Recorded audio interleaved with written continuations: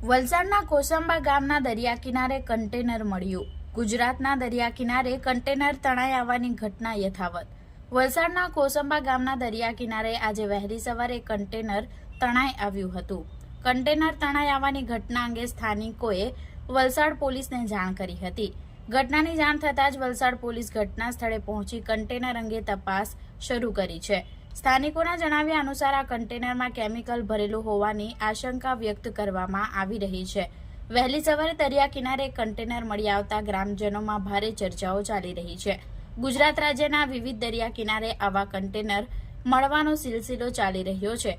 અત્યાર સુધીમાં કચ્છ, પોરબંદર, મુન્દ્રા, દ્વારકા, મીઠાપુર, માંડવી, નવસારી અને હવે વલસાડ જિલ્લાના દરિયા કિનારે એક સરખા કન્ટેનર તણાઈ આવ્યા છે। વલસાડ પોલીસે આ મામલે કસ્ટમ વિભાગ સહિત અન્ય સંબંધિત વિભાગોને જાણ કરી છે। પોલીસ દ્વારા કન્ટેનરને કબજે લઈ તેમાં રહેલા પ્રવાહી અંગે તપાસ શરૂ કરવામાં આવી રહી છે।